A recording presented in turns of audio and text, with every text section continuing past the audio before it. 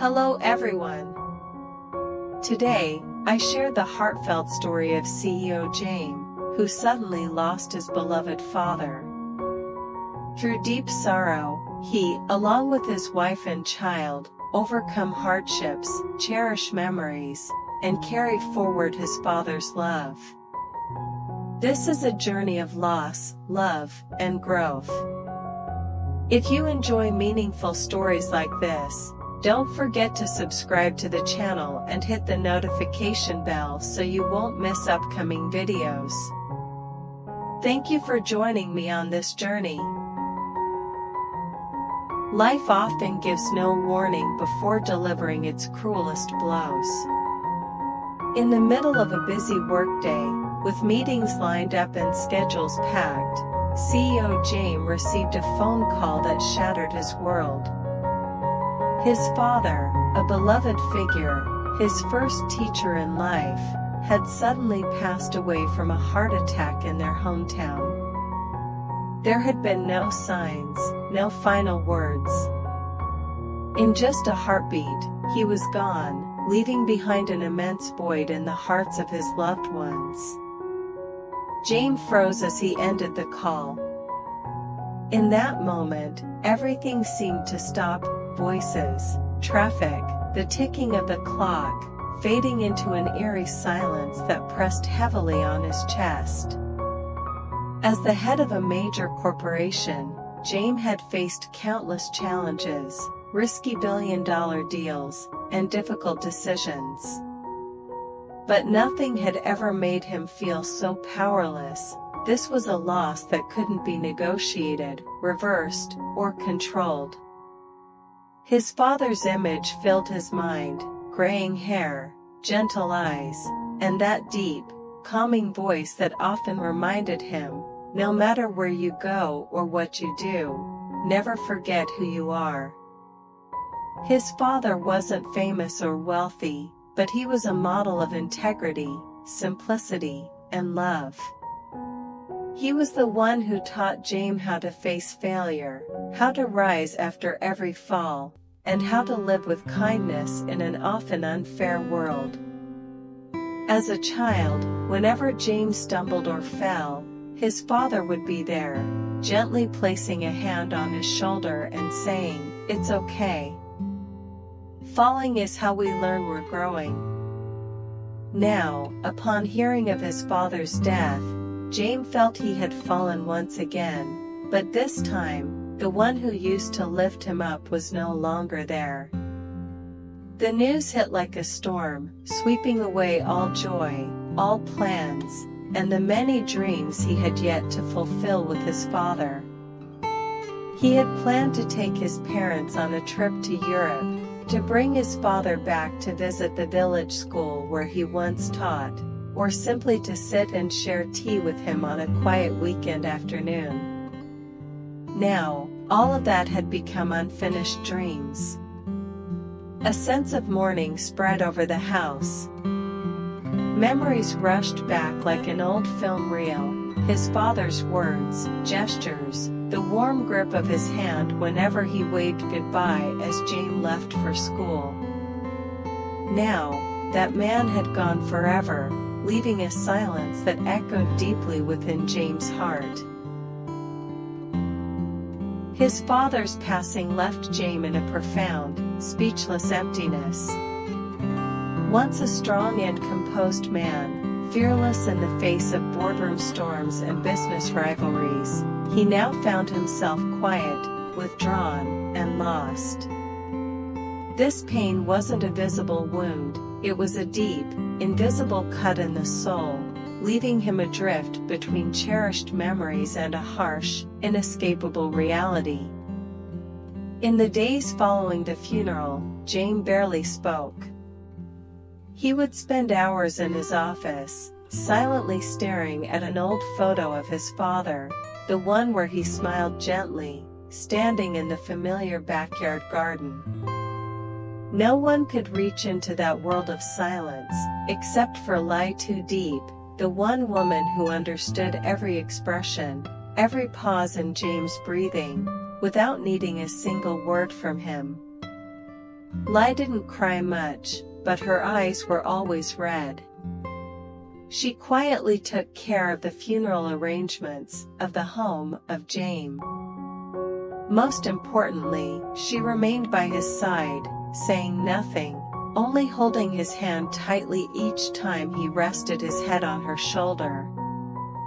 That was how she shared in his grief, not with grand gestures, but with the quiet, steady presence of love.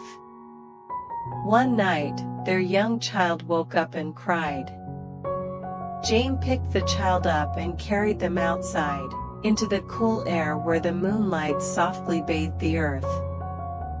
He sat on a stone bench in the yard, cradling the child in his arms, gazing into the distance, toward the resting place where his father had just been laid to rest. The child, too young to understand loss, looked up and asked in a small voice, "Daddy, why are you sad?" Jame smiled faintly, tears silently rolling down his cheeks. In that moment, he understood something deeply. This sorrow was not just about loss, it was also a passing of the torch. He was no longer just a son, he was now a father, carrying forward everything his own father had given him. The way he held his child that night, gentle, protective, full of love, was the very same way he had once been held. That embrace was both an act of remembrance and a promise to continue the love his father had left behind. Though his father was no longer present in body, he lived on through Jame, in the way he would teach his child to treat others, in the kindness in his eyes, in the strength he would show without raising his voice. And Ly, as mother, wife, and life partner, became the gentle bridge between generations, helping to ease the pain through quiet understanding and unwavering care. The world outside may have felt distant, cold, even indifferent, but in that small circle of family, Jame found himself again. Not as a powerful CEO, but as a man learning how to live with grief, how to carry on, and how to keep love alive, even after goodbye. In the weeks that followed the funeral, life slowly resumed its rhythm, but something fundamental had shifted. The world around Jame looked the same, meetings resumed, emails piled up, the city pulsed with its usual noise. Yet inside him, the silence remained. It wasn't the silence of emptiness anymore, but of reverence. His father's absence had become a quiet presence, felt, not seen. Each morning, Jame would pass by the bookshelf in his study, where his father's old reading glasses now rested. They sat next to a worn-out leather-bound notebook, filled with simple reflections, family recipes, and heartfelt advice. Jame opened it often. Not to read anything in particular, but just to feel close to the man who had shaped him. Those pages, written in his father's steady hand, now felt like whispers across time, reminding him of values, of kindness, of strength wrapped in humility. One afternoon, as he played with his son in the backyard, the same backyard where his father once taught him to fly a kite, Jame suddenly paused. He looked up at the sky, eyes squinting at the drifting clouds. "Your grandfather loved this spot," he told his son softly. "He said the sky always feels closer when you're holding a kite string." His son giggled, tugging the string too hard, causing the kite to nosedive. They both laughed. And in that laughter, Jame felt a thread pulling generations together, his father, himself, and now his child, interwoven in something invisible but enduring.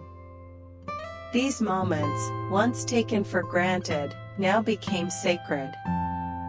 Jame no longer rushed through bedtime stories or hurried past dinner conversations. He listened more. He hugged tighter. He took pictures, not for social media, but to frame them, quiet, personal keepsakes for the walls of their home.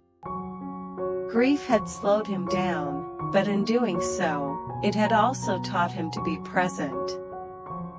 Fully, honestly, lovingly. At work, his leadership subtly shifted. He still made bold decisions, still navigated complex negotiations, but there was something softer in his tone, something steadier in his presence. He began mentoring younger colleagues more often, sharing not just strategies, but life lessons. He spoke about legacy, not the kind measured in profit margins, but the kind passed down through actions, character, and compassion. During a quarterly board meeting, one of the directors asked Jame what motivated him now, after all the success he had achieved. He paused for a moment before answering. "I used to be driven by vision," he said. "Now, I'm driven by memory, and by what I want my son to remember about me one day." His words lingered long after the meeting ended. Back at home, light continued to be the quiet strength behind his every step. They often sat together in the evenings, side by side, sometimes in silence, sometimes sharing memories about his father. She never tried to erase his grief, only to walk with him through it. In her warmth, Jame found peace. In her quiet presence, he found the courage to move forward, not by forgetting the past, but by carrying it with grace. The night before his father's 49th day memorial, Jame sat down at his desk and began writing a letter. Not to anyone in particular, just to the man who once taught him how to hold a hammer, how to offer a handshake with sincerity, how to stand tall but stay humble. He wrote for hours. And when he finished, he folded the paper and placed it in his father's notebook. Jame knew now that grief doesn't end, it transforms. From ache to remembrance. From sorrow to meaning. His father may be gone, but the love, the lessons, the legacy, they lived on. In his words. In his choices. In his child's laughter under a kite-filled sky.